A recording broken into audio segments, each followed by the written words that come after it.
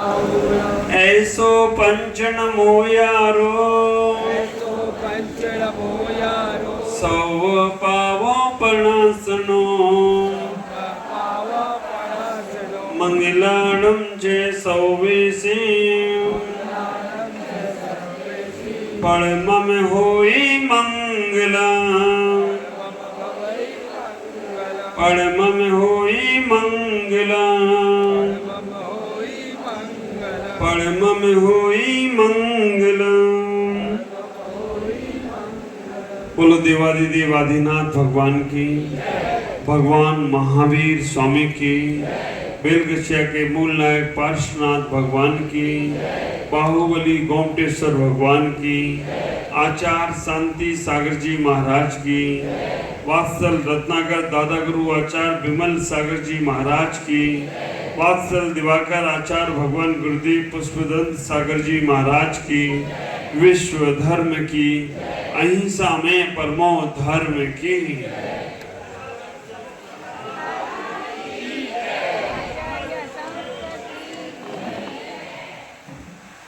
धर्म से परमात्मा हो।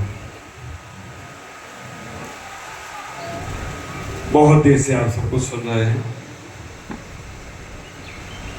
बहुत देर से इंतजार है कि कब हम अपने जीवन को समझें।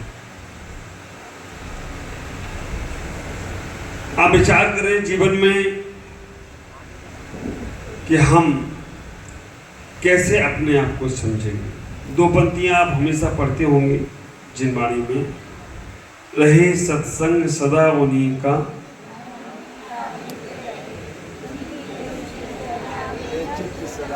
बहुत सही, सब रटा है आपको। हाँ, सारा का सारा आपको ज्ञान है, हमारी तो आवश्यकता ही नहीं है। रहे सदा सत्संग उन्हीं का, ध्यान उन्हीं का नित रहे, उन्हीं जैसी चर्या का ये चित्त सदा अनुरक्त रहे। किनका किनका ध्यान रहे, सत्संग किनका होना चाहिए। आप विचार करें कि रहे ध्यान उनका और सत्संग जीवन में उनका ही होना चाहिए जिनके माध्यम से हमारे जीवन का कल्याण हो सके। क्योंकि सत्संग जीवन की वो कार है जिससे हम इस संसार से भी पार हो सकते हैं और संसार से पार होकर निराकार में भी जाकर मिल सकते हैं। सत्संग वो कार है। रहे सदा सत्संग उन्हीं का, नित्य ध्यान उन्हीं का रहे। हमें ये समझने का प्रयास करना है, आज अपने जीवन को सत्संग से जोड़ने का प्रयास करना है। हमें अपने जीवन का संग संभालना है, हमें अपने जीवन का मन संभालना है, हमें अपने जीवन के वचन संभालना है। अगर तुम्हारा संग संभल गया तो समझ के रखना पूरा जीवन संभल जाएगा। तुमने अपना संग संभालने का प्रयास करो, एक विचार करके रखना, आदमी की जैसी संगत होती है ना, वैसी आदमी की पंगत होती है। संगत और पंगत सुधारना है तो आप अपनी संगत को सुधारने का प्रयास करो। तुम्हारी जैसी संगति होगी, एक संगति अगर बिगड़ जाती है, वैसे अग्नि कभी पिटती नहीं है। अग्नि को तुम पकड़ सकते, दीपक जल रहा है, लेकिन ये अग्नि अगर लोहे के संगत में चली जाती है, लोहार होता है, लोहार अग्नि को संघर्ष में और लोहा को अग्नि में डालता है। अग्नि सोचती है कि मैं निकलने वाली हूं इससे, इसलिए वो लोहे में प्रवेश करती है और लोहे में प्रवेश करते ही उसकी पिटाई शुरू होती है कि नहीं। जैसे अग्नि, वैसे तो पकड़ने में भी लोहार को भी डर लगता है, लेकिन जैसे ही अग्नि लोहे के संगति में जाती है और लोहार पीटता है तो अग्नि चलती है। कहां पड़ गई चक्कर में। ख्याल करके रखना, जीवन में अगर तुम्हें कुछ बदलना है तो अपनी संगति बदलना है। जीवन में तुम्हें बदलना है तो अपना मन बदलना है। जीवन में जैसे जैसे तुम्हारी संगति बदलेगी, वैसे वैसे तुम्हारा जीवन पूरा बदलता चला जाएगा। ख्याल करो, एक संगति से कितना कितना बदलाव आता है। छोटी छोटी संगतियों से कितना बदलाव आता है और छोटी सी हमारी मानसिकताओं से कितना बदलाव आता है। पानी की बूंद एक संगति बदलती है तो उसका पूरा रंग और ढंग बदल जाता है। पानी की बूंद छोटी सी होती है, अगर वो पानी की बूंद अगर गन्ने की संगति करती है, गन्ने के खेत में जाती है तो कैसी हो जाती है, और नीम के खेत में चली जाए तो आप विचार करना। ये सारा का सारा ज्ञान तुम्हें पानी की बूंद भी दे रहा है। पानी की बूंद अगर नीम के पेड़ में चली जाती है तो वो कड़वी हो जाती है, और पानी की वही बूंद अगर गन्ने के खेत में चली जाती है तो वही पानी की बूंद मीठी हो जाती है। वही पानी की बूंद अगर गाय के मुख में जाती है तो कैसी होती है, दूध अमृत के समान हो जाती है। और वही पानी की बूंद अगर सर्प के मुख में चली जाए तो जहर हो जाती है। वही पानी की बूंद अगर आप विचार करके रखना तुम्हारे पेट में जाती है तो मलमूत्र बन जाती है, और वही पानी की बूंद अगर भगवान के मस्तिष्क में चली जाती है तो गंधोदक बन जाती है। इतना विचार करें, वो पानी की बूंद और कोई नहीं है जो बैठी है ना। आप विचार करना, आप लोग वो भजन गाते हो, हाँ, एक माँ के दो बेटे, एक योगी बनता है और एक भोगी बनता है। जन्म देने वाली वही माँ, और एक माँ के दो बेटे, एक योगी बनता है और एक भोगी बनता है। क्यों? क्योंकि उनकी संगति बदल गई। आप विचार करके रखना, जैसे संगति बदल जाती है वैसे सब कुछ बदल जाता है। मैं आपसे कहूंगा कि आप अपने संगत को बदलने का प्रयास करें, सत्संग को बदलने का प्रयास करें। जीवन में इतना ही ख्याल करके रखना कि तुम्हारी संगति कैसी है, तुम्हारे पास उठने बैठने वाले लोग कैसे हैं। कौवा भी कोयल की संगति से उसकी पूजा होने लगती है।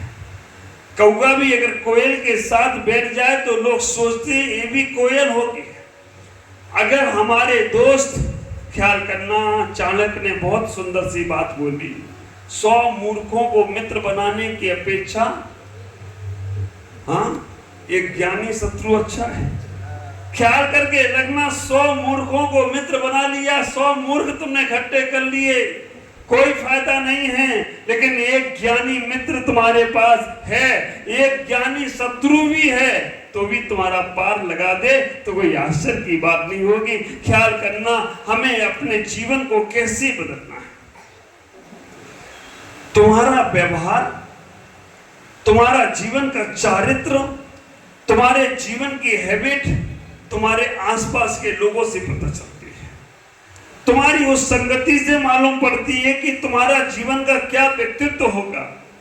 अगर तुम्हारे पास ज्ञानी पुरुष हैं, तुम ज्ञानी पुरुषों के साथ उठते बैठते हो, ख्याल करके रखना, ज्ञानी पुरुषों के साथ जो उठते बैठते हैं वो मूर्ख भी ज्ञानी ही कहलाते हैं। और ज्ञानी व्यक्ति कोई मूर्ख के साथ उठना बैठे लग जाए तो वो भी मूर्ख ही हो जाता है। अरे एक पंडित से किसी लड़की की शादी हो जाए, एक पंडित से किसी लड़की की शादी हो जाए जिसको एक भी अक्षर पंडिताई का नहीं आता है, लेकिन पंडित जी कहीं जाएं तो क्या कहा जाएगा, आओ पंडितानी। पंडित के साथ शादी हुई तो पंडितानी हो गई।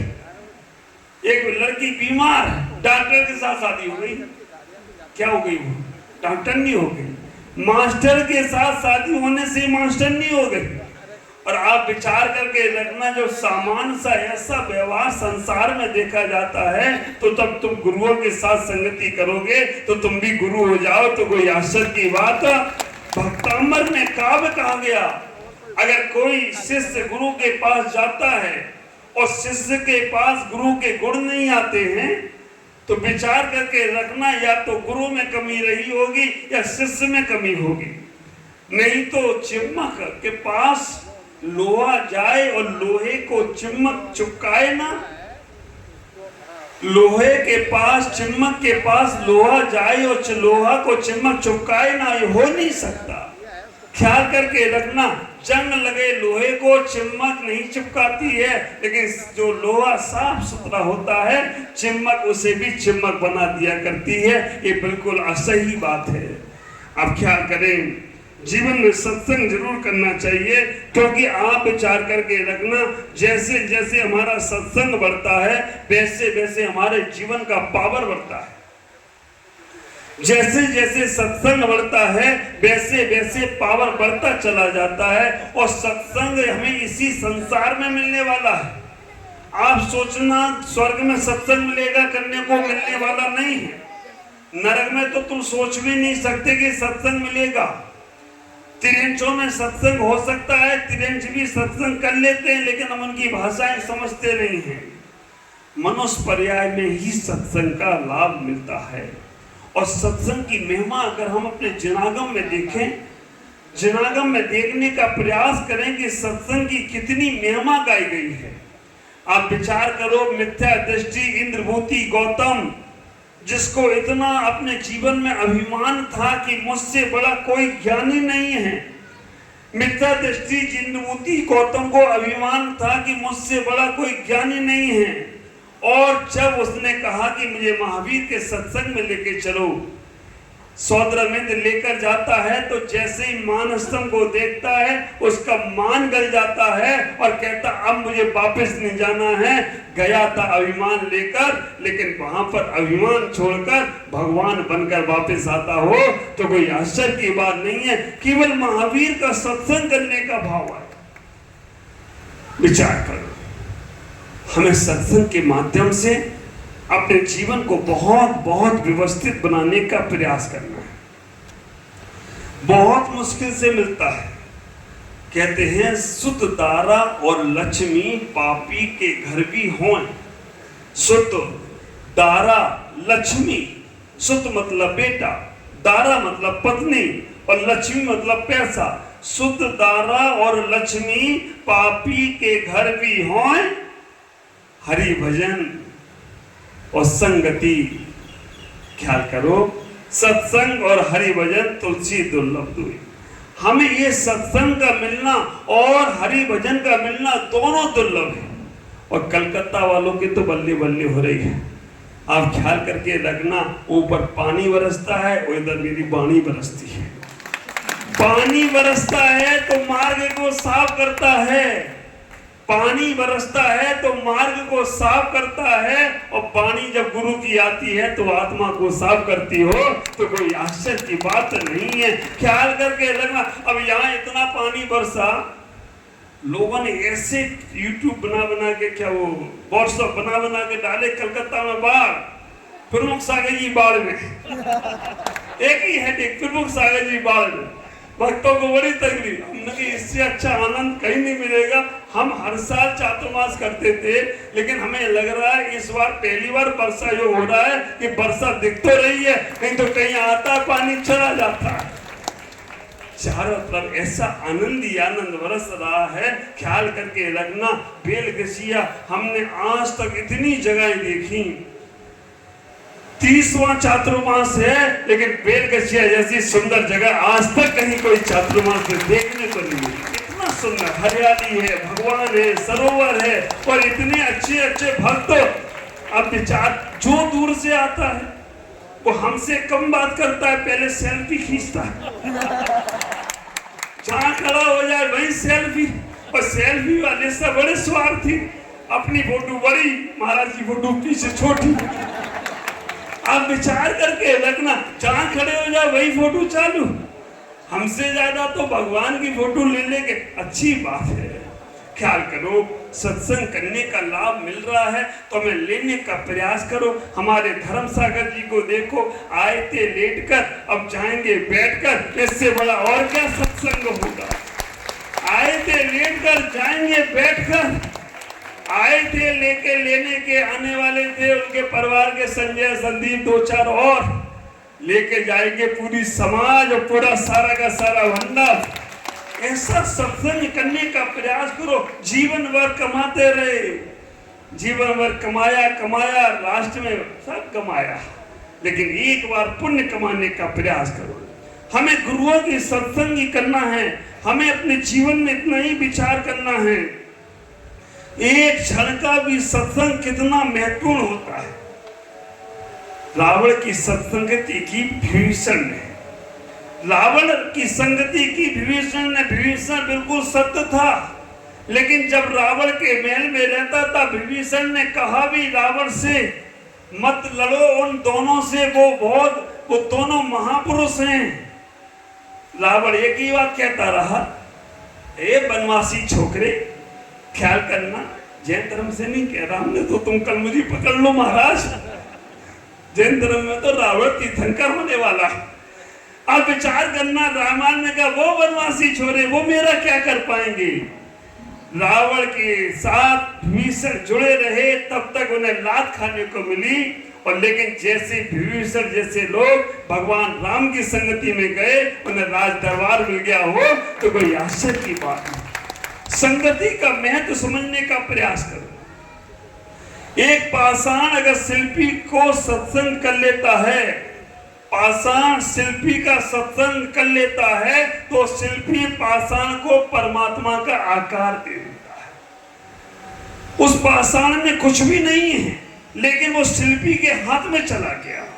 ख्याल करके रखना, शिल्पी के हाथ में जाने से उस पाषाण की कीमत बढ़ गई और मूर्ति बन गई। और मूर्ति जैसे गुरु का सत्संग करता है, मूर्ति गुरु के सत्संग में जाती है तो हमेशा के लिए भगवान बन जाती है। एक पाषाण भी सत्संग करता है तो भगवान बन जाता है। विचार करना, आप अपनी कीमत नहीं समझते हैं। आपकी कितनी कीमत है। एक छोटा सा उदाहरण, एक बच्चा अपने पिता के पास गया और बोला कि मैं धर्म करूं, पूजा पाठ करूं, इससे क्या होगा। मैं गुरुओं की शरण में जाऊं, इससे क्या होगा। मैं पाठशाला में जाऊं, इससे क्या होगा। इससे क्या मेरी कीमत बढ़ जाएगी। उन्होंने कहा बेटा, अभी तुम जिसकी संगतियों में जाते हो वहां से तुम्हारी कीमत नहीं बढ़ेगी। तुम्हारी कीमत अच्छे कर्म से बढ़ेगी, गलत कर्म से नहीं बढ़ेगी। उसने कहा कैसे कह सकते हो। पिता ने एक पत्थर निकाला और कहा जाओ सब्जी वाले से पूछना इसकी कीमत कितनी है। सब्जी वाले के पास वो पत्थर को लेके गया और बच्चे ने पूछा भाई इस पत्थर की कीमत क्या दोगे। उसने कहा 2 टमाटर ले जाना। पत्थर दे रहे हो, टमाटर ले जाना, इससे मैं बात तोड़ता रहूंगा और क्या कीमत ज्यादा होगी। आया वापस, पिता ने कहा देना मत, केवल उससे कीमत पूछ कर आओ। पत्थर को लेके गया, टमाटर की बात करके वापस आ गया। पिता से बोला वो 2 टमाटर दे रहा है इस पत्थर के। पिता ने कहा परचूनी वाले के पास जाओ। परचूनी वाले के पास गया। उसने कहा पत्थर तो अच्छा दिख रहा है, 100 रुपए दे दूंगा, पत्थर ही तो है। पिता ने क्या कहा था, बेचना मत, कीमत पूछ कर आओ। वो फिर तीसरे के बाद पिता ने कहा कपड़े वाले के पास जाओ। कपड़े वाले ने कहा 1000 रुपए दे दूंगा, पत्थर अच्छा है, शोकेस में लगाऊंगा, चमकता रहेगा। उसने कहा वो 2 टमाटर में सब्जी वाला खरीद रहा था, परचूनी वाला 100 रुपए दे रहा था, एक कपड़े वाला 1000 दे रहा है। पिता ने कहा चल अब जौहरी के पास जाओ। जौहरी के पास वो पत्थर को लेके गया। अब विचार करके रखना, जौहरी ने कहा 1 लाख रुपया दूंगा, ये पत्थर तुम छोड़ दो मेरे पास। उस लड़के की आंखें फटी की फटी रह गई कि वो पत्थर टमाटर में जेर ले रहा था, 100 रुपए में ले रहा था, 1000 में ले रहा था, 1 लाख। मन तो उसका भी आया कि दे दूं, कहां मिलेगा, ये मूर्ख लग रहा है मुझे जौहरी, इस पत्थर के 1 लाख दे रहा है। लेकिन पिता ने कहा था बेचना मत। आखिरकार वो वहां से वापस आया, बोला पिताजी वो मूर्ख जौहरी है, वो 1 लाख दे रहा है, दे देता हूं। पिता ने राजा के पास ले जाओ, राजा से पूछना इस पत्थर की कीमत क्या है।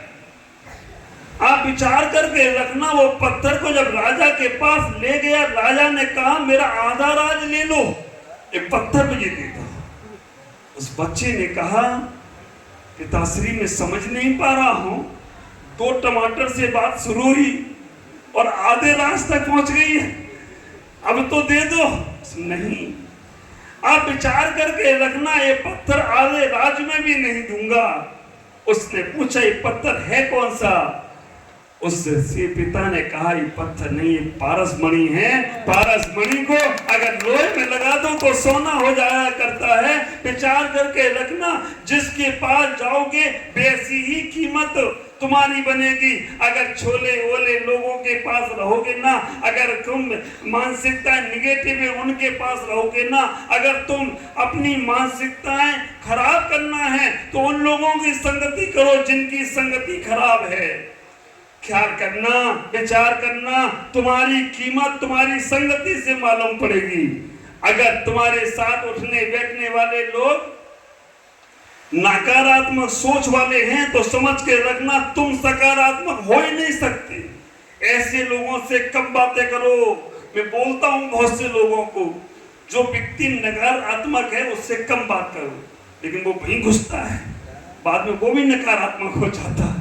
आप विचार करके रखना, जो नकारात्मक आदमी के पास खाली बैठ जाना, तुम चार्ज हो जाओगे। तुम मोबाइल चार्ज हो जाता है, पैसे चार्ज, तुम बोलना नहीं, कुछ बैठे रहना, वो ऐसा भर देगा, बढ़ बढ़ बढ़ बढ़, इधर से सुनेगा सीधा दिमाग में जाएगा और फिर तुम्हारे पास जो आएगा धर धर धर धर तुम्हें निकालोगे। ख्याल करना, वो चार्ज कर रहा है तुमको, बचो उनसे। नकारात्मक एक व्यक्ति पहुंचा, शराब पीने वाले होते कभी संगति करते हैं। एक आदमी बीमार था, वो अपने एक मित्र के पास पहुंचा। मित्र से जाकर उसने कहा, यार मैं बहुत बीमार हूं, मेरी बीमारी कैसे जाएगी? उसने कहा शराब पीना शुरू कर दो। उसने कहा मैं बीमार हूं, मेरी बीमारी कैसे जाएगी? उसने कहा शराब पीना शुरू कर दो। उसने कैसे शराब पीने से जाएगी? उसने कहा शराब पीने से मेरी जमींदारी चली गई, तेरी बीमारी चली जाए तो क्या असर की बात। अब विचार करना, सब शराब पीने से मेरी जमींदारी चली गई, तेरी बीमारी भी चली जाएगी, तू पीना शुरू कर। अब विचार करना, अगर तुम्हारा दोस्त, तुम्हारा फ्रेंड अगर कभी कोई गलत संगति का है, अगर वो गलत चीजों का सेवन करता है, एक ही बात कह देना, या तो तुम गलत चीजें छोड़ दो या हमारी संगति छोड़ दो। मैं अपने जीवन की घटना सुनाऊं। मैं गिरनार जी की यात्रा पे गया 2003 में।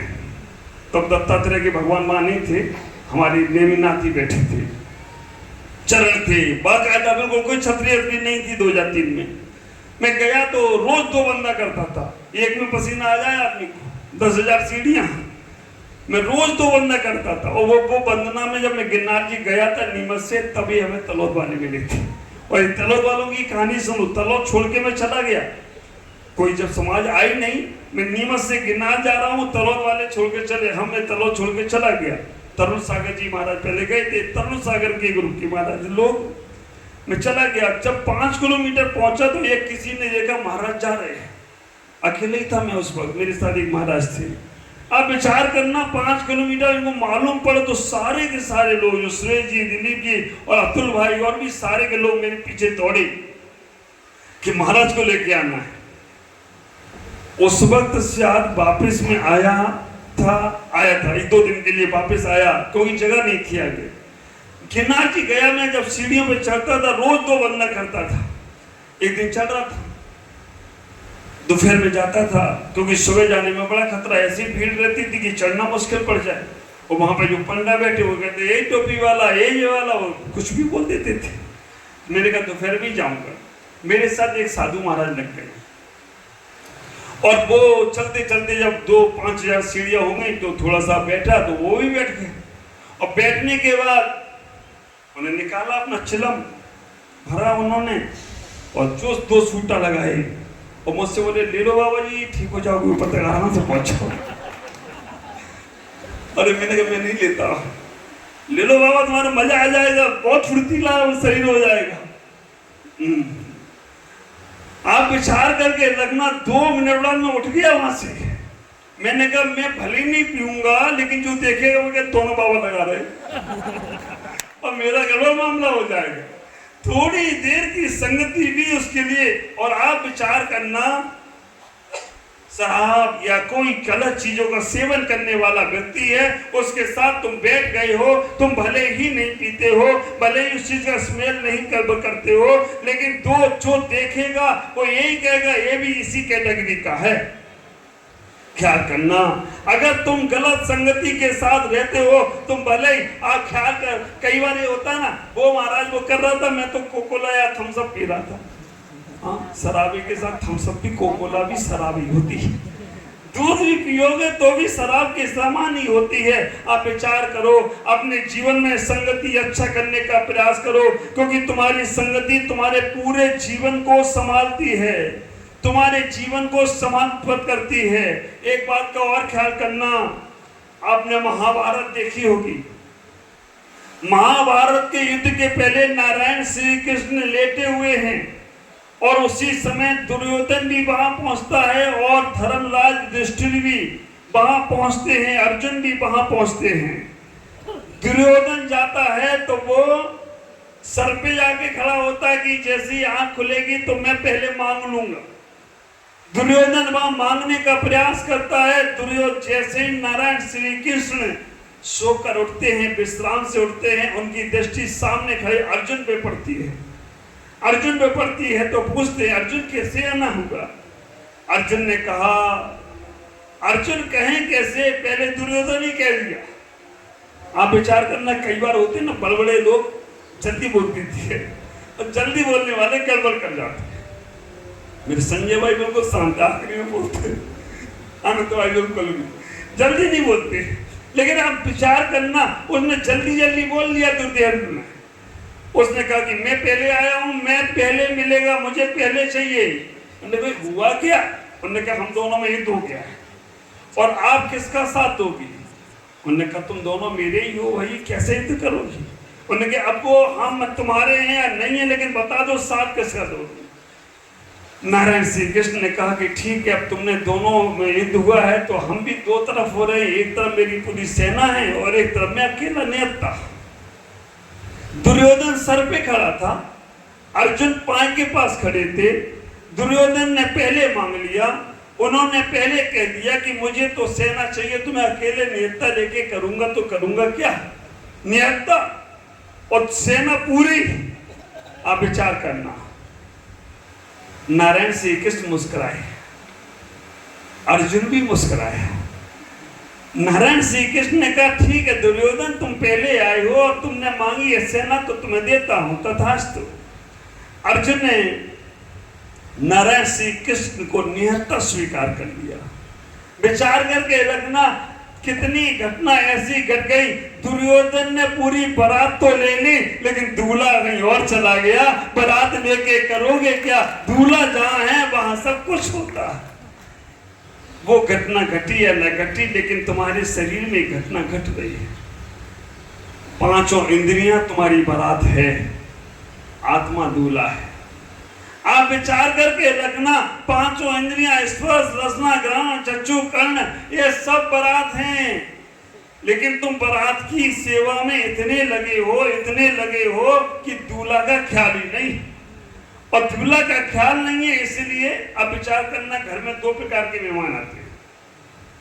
एक जमाई राजा आते हैं और एक चाचा आते हैं। जमाई जब घर में आते हैं तो क्या होता है, कुछ लेके जाते हैं, बिना लेके जाएंगे नहीं। जमाई जब आएंगे तो तिलक की थाली देखेंगे, कवाई। और चाचा जब घर में आते हैं तो कुछ दे के जाते हैं। आप विचार करके रखना, तुम्हारे साधु संत जब यहाँ आते हैं ना, तो जमाई बनकर नहीं चाचा बनकर आते हैं। इतना ही विचार करके रखना, कुछ लेके नहीं जाते हैं, देकर ही जाने का प्रयास करते हैं। और विचार करके रखना, जब सांसारिक लोग आते हैं, जमाई बनकर आते हैं और वो तुमसे लेकर जाते हैं। शरीर तुम्हारा जमाई है, आत्मा तुम्हारी चाचा। शरीर की जितनी सेवा करोगे वो कहेगा लाओ लाओ लाओ, देते जाओ। और एक बार आत्मा की सेवा कर लेना तो हमेशा हमेशा वो परमात्मा का पद भी दे दे, तो कोई आश्चर्य की बात नहीं है। और ये बात हम नहीं कह रहे, मेरे आचार्य पूज्यपाद स्वामी इष्टोपदेश ग्रंथ में कहते हैं, यत् जीवस्य उपकारस तत् देहे अपकारस, यत् देहे उपकारस तत् जीव अपकारस्य। जो देह की सेवा में लगा है वो आत्मा का अपकार करता है, और जो आत्मा की सेवा में लगा है वो देह का अपकार करता है। आत्मा की सेवा में लगे हो तो तुम्हें देह की चिंता नहीं होगी। और जितना संभालते हो ना, ख्याल करना, तुम जितनी जिसकी ज्यादा चाह करते हो वो ज्यादा ही दुखी करता है। आप देखो ना, घर में जो बच्चा तुम्हें सबसे ज्यादा प्यारा है ना, वो सबसे ज्यादा दुख उसी से मिलता है। सबसे ज्यादा प्यारा है, जिसको तुम सबसे ज्यादा प्यार करो वही तुम्हें ज्यादा दुख देता है। हाँ? एक पत्नी अपने पति के पास पहुंची रात, दूध का गिलास लेकर, और कहा कि दूध पी लो। पति ने कहा बड़ा प्यार आ रहा है, आज दूध का गिलास लेकर आई हो। उसके प्यार व्यार कुछ नहीं आ रहा, चुपचाप से पी लो। ने क्यों, आज पहली बार रात को दूध का गिलास क्यों लेके आई? उसने कहा आज नागपंचमी है इसलिए चुपचाप से पी लो। तो प्यार व्यार में फंसना मत, नहीं तो वो दूध नागपंचमी को पिला दे, और वास्तव में नागपंचमी को कोई दूध पिलाए तो पीना मत। मेरे चौके में आ गया आदमी, बोला महाराज आज मैं केवल दूध ही पिलाऊंगा। मैंने आज ऐसा क्या है? बोला आज तो दूध ही पिलाऊंगा। मैंने मैं तो दूध रोज लेता हूँ, आज मैं ही पिलाऊंगा। वो तो कुछ नहीं बोला, दूसरा बोला महाराज आज नागपंचमी है, पीना मत। हमें इतना ही सोचना है, इस शरीर की सेवाएं बहुत कर ली, अब आत्मा का सत्संग करें। थोड़ी सी मेहनत की बातें आप समझें। आप अपने जीवन में अपने आप को निहारने का प्रयास करें। आप अपने जीवन में अपने आप को देखने का प्रयास करें। आप अपने जीवन में अपने आप का सत्संग करने का प्रयास करें। साधु संतों का सत्संग ना मिले तो घबराना मत। मैं कहता हूं हमेशा कि सत्संग करने के लिए तुम्हारे घर में तुम्हारे बच्चे हैं। आप विचार करके रखना, अगर तुम अपने बच्चों का सत्संग करते हो, बच्चों जैसी भोलापन, बच्चों जैसी सरलता अगर तुम्हारे अंगे आ गई तो तुम्हारा घर में भी सत्संग हो जाया करता है। और साधु संत ना हो तो कोई बात नहीं, तुमने अपने माता पिता की संगति कर ली, वो भी कोई सत्संग से करनी होता है। आप विचार करके रखना, अपने पिता की संगति, पिता का सत्संग, पिता की सेवा किसी मुनि की सेवा से कम फल नहीं देती है, और माँ की सेवा किसी आर्का का व्रत से कम सेवा नहीं देती है। आप सत्संग तो करो उनका, बैठो तो उनके पास जाकर, उनके पास बहुत अनुभव की बात है। आप विचार करके रखना। ये हमारे परमानंद सागर जी बैठे, कल ने बच्चों से प्रश्न पूछ लिया, बेटा तुम्हें कितनी छुट्टी मिलती है हफ्ते में? बच्चे बोले 2। कौन कौन सी? एक शनिवार रविवार। इन्होंने कह दिया हमें 3 मिलती थी। कौन कौन सी? बच्चों ने कहा 2। इन्होंने कहा हमें 3 मिलती हैं। कौन कौन सी? एक रविवार की, एक संडे की, और एक इतवार की। एक रविवार, एक संडे और एक इतवार। ऐसे अनुभव की बातें मिल जाती हैं जो बड़ों के पास बैठोगे। हमें इतना ही विचार करना, अपने जीवन में सत्संग को अच्छा करने का प्रयास करो। एक सत्संग अगर हम अच्छा करने का प्रयास करते हैं तो हमारा जीवन बहुत आगे बढ़ता है, और गलत संगति हो जाए तो हमारा जीवन खत्म हो जाता है। मैंने कविता लिखी थी बहुत पहले सत्संग के संबंध में। सत्संग जीवन का आधार है, सत्संग से ही होती जीवन का उद्धार है। मानो या ना मानो इस हकीकत को मित्रों, सत्संग से ही खुलता मुक्ति का द्वार है। सत्संग से ही खुलता मुक्ति का द्वार है। सत्संग वैकुंठ जाने की एक अद्भुत कार है। सत्संग से समझ में आता आत्मा का संसार है। सत्संग से मिलता सुख शांति का उपहार है। सत्संग के बिना जीवन निस्सार है। सत्संग के बिना मनुष्य जमीन पर भार है। सत्संग से ही होता बेड़ा भव से पार है। सत्संग से ही होता बेड़ा भव से पार है। आप विचार करना, एक घड़ी आधी घड़ी आधी में पुनियाद, तुलसी संगत साधु की हरे कोटि अपराध। अगर एक घड़ी भी आपने संगति अपनी कर ली तो आपका बेड़ा पार होने वाला है। अपनी संगति को बढ़ाने का प्रयास करो। अपनी संगति में सत्य लोगों के पास बैठने का प्रयास करो। अच्छे लोगों का बैठने का प्रयास करो। कलकत्ता का ये चातुर्मास अपनी ऊंचाइयों से ऊंचा उठता चला जा रहा है। ख्याल करके रखना, यह चातुर्मास कलकत्ता का बेलकक्षिया का ऐसा एक अद्भुत है कि जहां पूरी कलकत्ता जैन समाज एक जाजम पर बैठकर और भगवान की भक्ति और भजन करने को तैयार व्यक्ति है। ऐसा पुण्य जमाने का प्रयास करो। हमें अपने जीवन में अपने सत्संग को कैसे बढ़ाना है, अपने सत्संग को कैसे ऊंचाइयों को देना है, कैसे सत्संग को बढ़ाना है। एक एक क्षण आपका महत्वपूर्ण जा रहा है। अगर आपके घर में अगर कहीं कोई गलत घटना घटती है और कोई लोग कहते हैं कि इन्होंने मेरे साथ ऐसा किया, आपका यहाँ का सत्संग कहेगा वो वहां थे ही नहीं। आप विचार करना, एक क्षण का सत्संग भी हमारे जीवन में कितना महत्वपूर्ण हो जाता है। भगवान महावीर की संगति में वो सांप गया, ख्याल करना, भगवान महावीर की संगति में वो सांप गया और सांप ने डसा। भगवान महावीर ने क्या दिया? डसने के बाद दूध पिलाया उसे। भगवान महावीर की संगति में गया, सांप ने अपना काम किया, सांप ने डसने का प्रयास किया, लेकिन महावीर ने उसे भी दूध पिलाया। जैसे डसा, दूध जहां से निकलने लगा, पैरों से दूध निकलने लगा।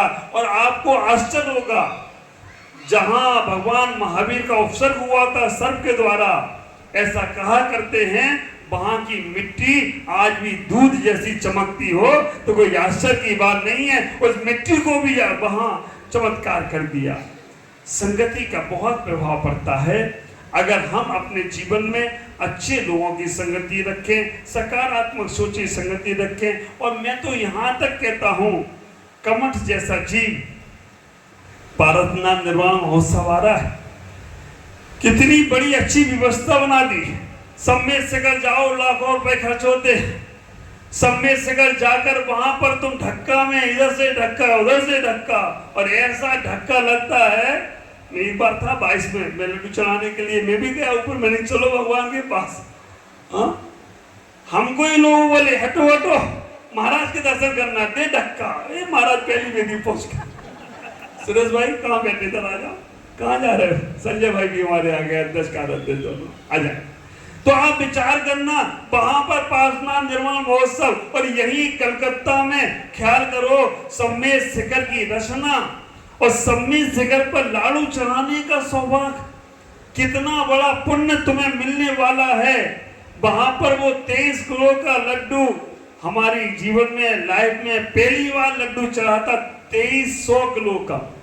2300, पूरे भारत में इतना बड़ा लड्डू नहीं चढ़ा होगा। वो 2300 किलो का लड्डू सम्मेद शिखर में चढ़ा था, और सम्मेद शिखर का वो लड्डू कैसे पहाड़ पे गया होगा? हाँ, गया था कि नहीं?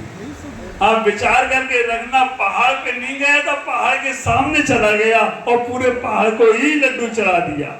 2300 किलो का लड्डू नहीं चढ़ा पाओ तो कोई बात नहीं। आप विचार करना, 23 किलो का लड्डू चढ़ाने का सौभाग्य उन 5 परिवारों को मिल रहा है। और अहिंसा रथ, कैसे उस रथ में पूरा परिवार बैठेगा। कहीं पारस रथ में ऐच्छेद पारसनाथ होंगे, कहीं बिजौलिया पारसनाथ होंगे, कहीं अंतरिक्ष पारसनाथ होंगे, कहीं चमनेश्वर पारसनाथ होंगे, जितने कहीं मक्सी पारसनाथ होंगे, कहीं पुष्परी पारसनाथ होंगे, कहीं सम्मेद शिखर पारसनाथ होंगे। आप देखना कितनी जगह के पारसनाथ विराजमान होंगे उन रथों में। एक रथ तुम्हारा ही, उस रथ में तुम्हारा पूरा परिवार। आप ऐसा विचार करना, तो ऐसा नहीं है उस रथ में जेंट्स बैठ सकते हैं, लेडीज भी बैठेंगी उस रथ में, माताएं भी बहनेंगी, बच्चे भी बैठेंगे पूरा, और लड्डू लेके ऊपर भगवान, नीचे पद्मावती। आप विचार करना, पूरा परिवार उस रथ में लड्डू लेकर बैठेगा, और नगर का भ्रमण करके जब भगवान को यहाँ सम्मेद शिखर का पहाड़, अद्वितीय पहाड़ बन रहा है, उसमें वो लड्डू, पहला लड्डू चढ़ाने का सौभाग्य मिलेगा। पहले लड्डू को चढ़ाने का और भी 23 लोगों को सौभाग्य। चूक मत जाना, नहीं तो सोचते रह जाओगे। चंचल लक्ष्मी तो आज तुम्हारे पास है, कल रहेगी कि नहीं रहेगी मालूम नहीं, लेकिन पुण्य कमा लोगे। तो मैं कहता हूँ, पुण्य फला अरिहंता, पुण्य के फल से अरिहंत का पद में मिले तो कोई आश्चर्य नहीं होगा। 23 लोगों को ही मिलना है। 2000-2500 की समाज है कलकत्ता की, 23 परिवार वो कौन होंगे, 5 परिवार वो कौन होंगे, देखूंगा मैं उस दिन। आप विचार करना, ऐसा पुण्य मिला है सत्संग करने का। पारसनाथ का सत्संग किया, कमठ को कोई जानता था? पारसनाथ की संगति से कमठ की भी पहचान बन गई। ख्याल करना, पारस का परस उसी दिन बताऊंगा। ख्याल करो, रावण को कोई ना पहचाने, लेकिन राम की संगति करने से रावण भी तर जाता है। मेहंदी होती है ना, चंदन, चंदन की संगति करने से कुल्हाड़ी भी सुगंधित हो जाती है। चंदन की संगति करने से अग्नि भी सुगंधित हो जाती है। हमें अपने जीवन को, इस मानव पर्याय को गुरुओं के सत्संग में जोड़ना है, धर्म की शरण में जाना है। मैं कल भी मूलाचार का स्वाध्याय चल रहा था, उसमें जब संसार भावना आई, संसार भावना में इतना ही कह दिया गया, केवल एक ही शरण है, चत्तारी शरणम पवम जामि। अरहंत की शरण को जाओ, सिद्धों की शरण को जाओ, साधुओं की शरण को जाओ, और कहीं ना जाओ तो धर्म की शरण को चले जाओ। आप जैसे जैसे शरण में जाओगे वैसे वैसे आपका कल्याण होगा। आज इतना ही कहूंगा कि तुम्हारा सत्संग, तुम्हारे जीवन, इतना वर्णन आया है सत्संग का अन्य ग्रंथों में। राम बुलावा भेज दिया, दिया कबीरा रोए, जो सुख सत्संग में वो वैकुंठ में ना होए। ख्याल करके रखना, जो सुख तुम्हें सत्संग में मिलता है वो वैकुंठ में भी नहीं मिल सकता है। ऐसे सत्संग को हम अपने जीवन में संभालने का